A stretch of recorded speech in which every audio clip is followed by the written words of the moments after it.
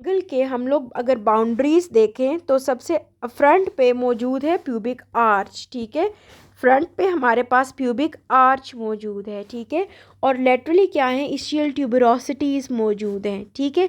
तो ये क्या है हमारे पास, these form the yes ischiopubic rami भी है, लेकिन आप लोग क्या कंसीडर करोगे, सिर्फ और सिर्फ लेटरली जाते हो तो प्यूबिक ट्यूबरोसिटीज़ जो है वो मोस्टली अप्रिशिएट होती हैं, तो इशियल ट्यूबरोसिटीज़ कर दो या इशियो प्यूबिक रेमाई, मोरलेस ये आपस में कंटिन्यूड ही है, तो एनाटमिकली हम कर सकते हैं, ठीक है।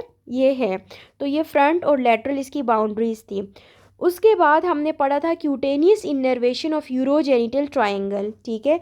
अब ये जो हमने पढ़ के आए यूरोजेनिटल ट्रायंगल, ठीक है, इसके अंदर जो क्यूटेनियस इनर्वेशन है बोथ मेल एंड फीमेल, वो हम पढ़ने लगे। सबसे पहले dorsal nerve of penis in males and dorsal nerve of clitoris in females, clear, ठीक है। फीमेल्स के अंदर सेम वही नर्व कॉरिस्पॉन्ड करती है और उसका नाम है डोर्सल नर्व ऑफ क्लाइटोरिस, ठीक है।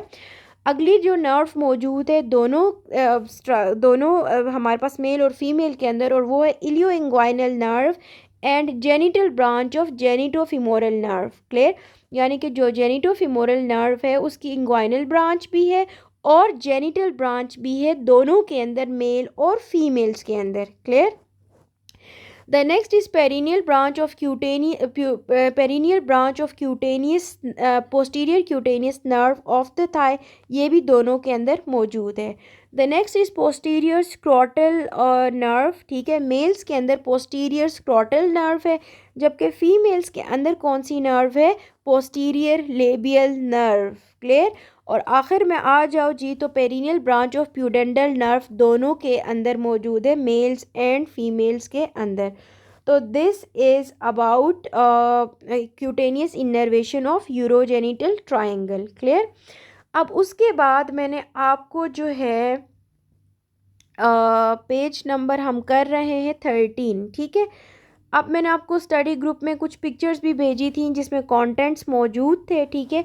अब यूरोजेनिटल रीजन के कंटेंट्स अगर आप मेल में देखो तो यूरिथ्रा एंड पेनिस है, और फीमेल के अंदर भी वही है कि फीमेल एक्सटर्नल जेनिटल ऑर्गन्स यानी कि वल्वा, ठीक है, क्लाइटोरिस मौजूद है, वेजाइनल ओपनिंग है, और फिर हमारे पास यूरिथ्रल ओपनिंग है।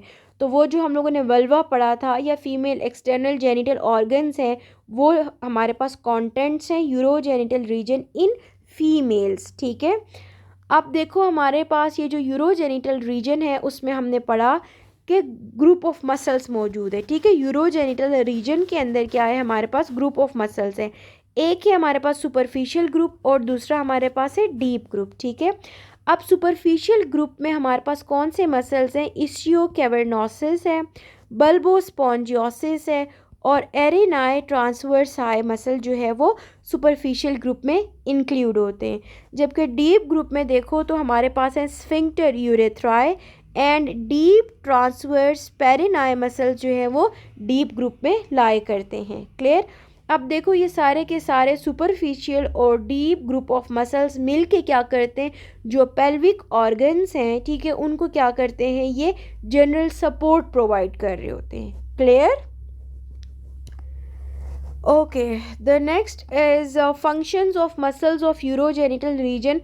तो आप लोग अगर इसको सोचो कि यूरोजेनिटल रीजन में ऑर्गन्स कौन से मौजूद थे या स्ट्रक्चर्स कंटेंट्स क्या मौजूद थे, तो अकॉर्डिंगली उन स्ट्रक्चर्स के फंक्शन को ही आप फंक्शन ऑफ यूरोजेनिटल रीजन लिख सकते हो।